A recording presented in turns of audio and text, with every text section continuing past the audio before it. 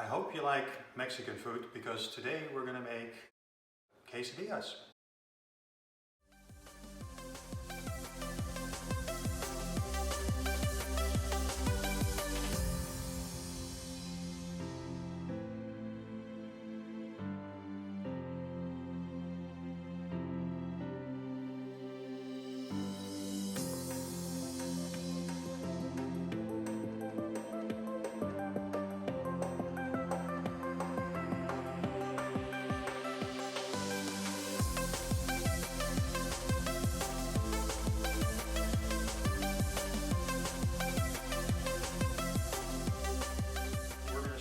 With making guacamole.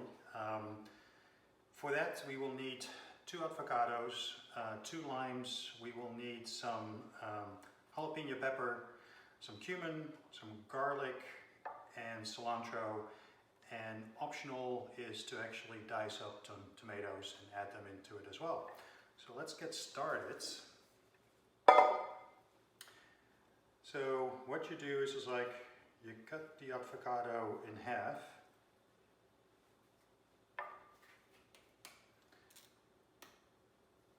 Get rid of the pit. And then score it.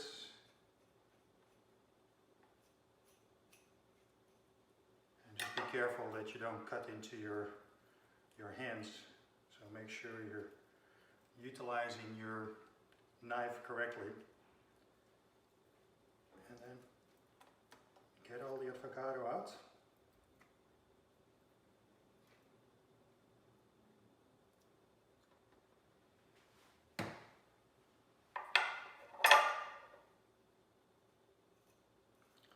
And do the same with the other ones.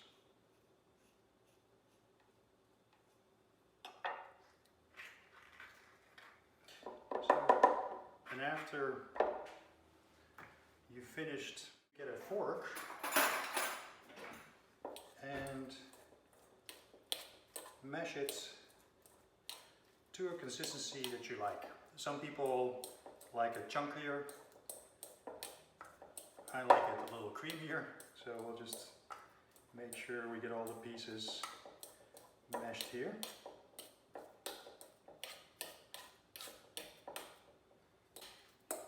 And the next step, what I normally do is to get the limes so that you get a little bit more liquid to get it into a creamier consistency. So you're going to need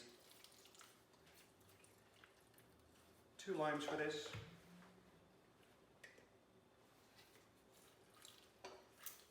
I love the smell. And the next thing is you're going to add a tablespoon of cumin, a little bit of salt, and then about half of a jalapeno pepper minced up. And then you're going to add the cilantro and some red onion.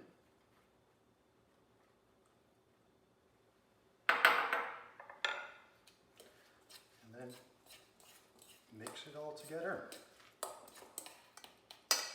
And then let's give it a little taste.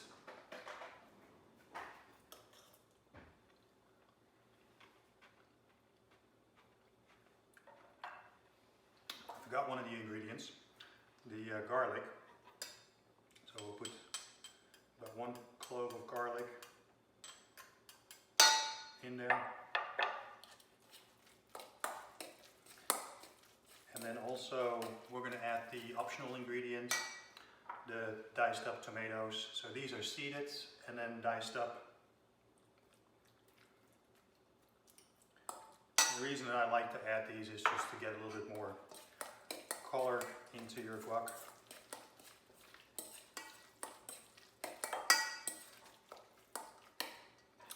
And that's it. So that's the first ingredient or the first dish ready to go. The other thing is that in a previous video when I was making pizza, I made tomato sauce, and actually for the quesadillas today We're going to use some of the tomato sauce, and we're also going to use the cheese sauce, the cashew cheese that I made into the pizza video.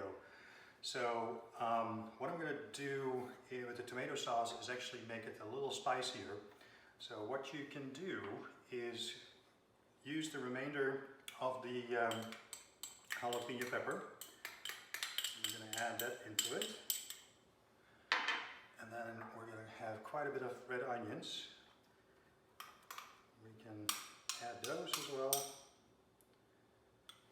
I like to add some of the cilantro that we have. And then the remaining of the tomatoes. We'll give it a little taste again.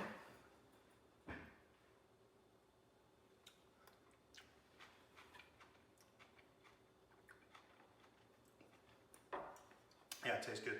So now we have two side dishes that will go perfectly with the quesadillas that we're going to make.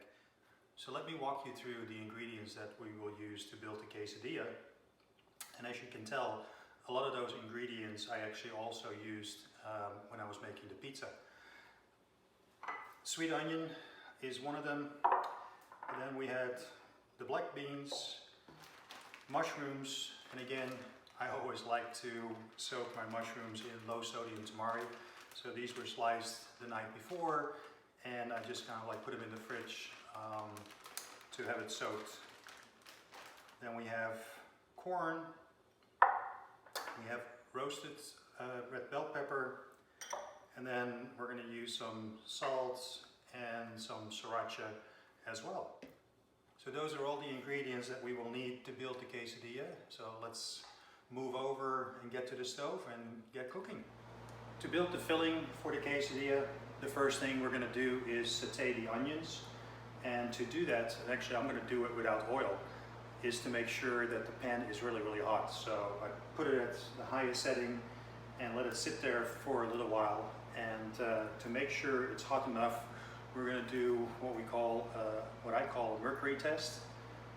And that is just to put a little drop of water into the pan and see if it actually stays together and rolls around like a little mercury ball. So let's see if the pan is hot enough.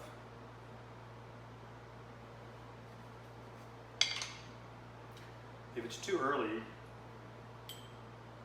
the little drop of water will fall apart like that. So we can still use a little bit more heat here. The other thing is that we want to saute the onions, and normally they have enough moisture in them, but if it goes too fast, always make sure you have some extra water or some low sodium veggie broth at hand, so you can deglaze the pan and avoid the onions to burn. Just a little safety precaution there. So let's see if the pan is hot enough.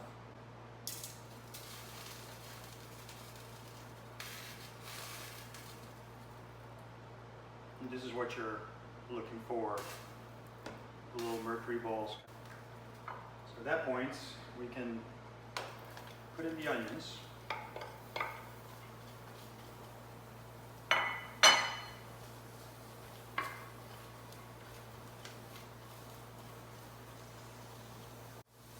The other thing that is important when you dry saute is to make sure that you continue to move everything around, and of course to have your mise en place ready to go, because eventually this will go really fast. At this point, put the garlic in there.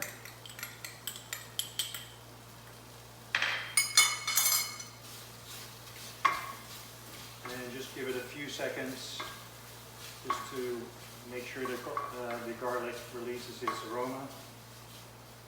And then you can deglaze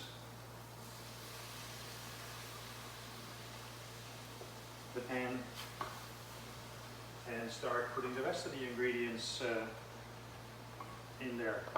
And the moisture of all these other ingredients will also help to deglaze the pan.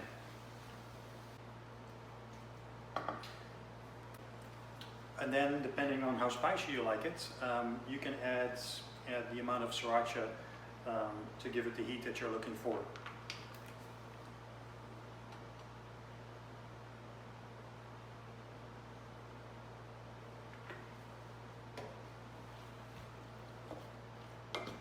At this point, everything is ready to go. And we'll just put a different pan on the stove. And what I just did is I actually took the cheese from a previous recipe that I made, the pizzas, and just spread it out over the tortilla. And then you put that into your pan.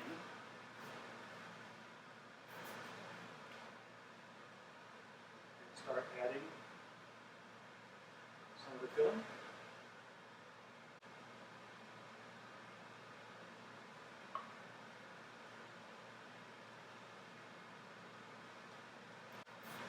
And then add the next tortilla on top of it. And now you just want to quickly brown it on each side. It probably takes about 2 to 3 minutes, and then flip it around, do another 2 to 3 minutes on the other side, and then they're ready to go to cut up and to be eaten. And this is what the final result looks like. I didn't make one of the main items, the cashew cheese sauce, because I made that in the pizza video, but I will include that segment right now so you have everything in one place. Enjoy! Thanks to Nature's Food Patch for sponsoring this video. What we're going to have to do is soak the cashews for about 2 hours. You can speed up the process by using hot water, or if you have a high-speed blender, you could skip this step, but even with me having a high-speed blender, I still prefer to soak them for about 2 hours just to get a creamier consistency.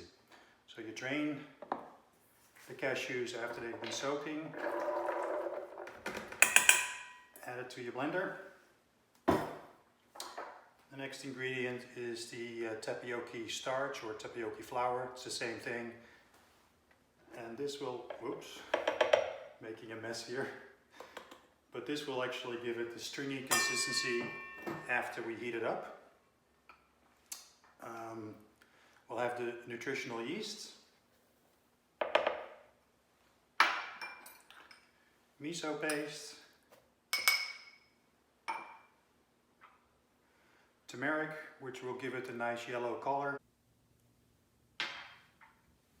some pepper, and I use the white pepper, but you can use the black pepper too. And then it's calling for a lime. Unfortunately, I don't have any limes today. We've got plenty of lemons, so we'll use a lemon.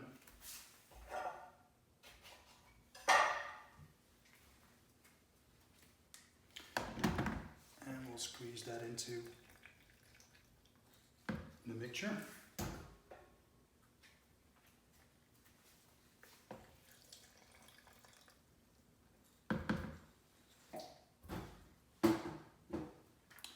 Your garlic cloves. And some additional salt. And then the water, what I do is like I fill it up to about here, and then I start running it and then see how much more water I need to add to get it into the right consistency. Next we're going to transfer what we had in our blender into a saucepan and heat it up. We're going to start with a medium-high heat until it gets stringy, and then you're going to turn the heat down. And as you can tell, I have way more sauce, cheese sauce, and also I did the same thing with the tomato sauce than what the recipe is calling for. And the reason I'm doing that is because I'm going to use these two ingredients in some future videos, so stay tuned for that. So continue to stir. In the beginning it will become a little lumpy, but when you stir it, eventually it becomes nice and stringy.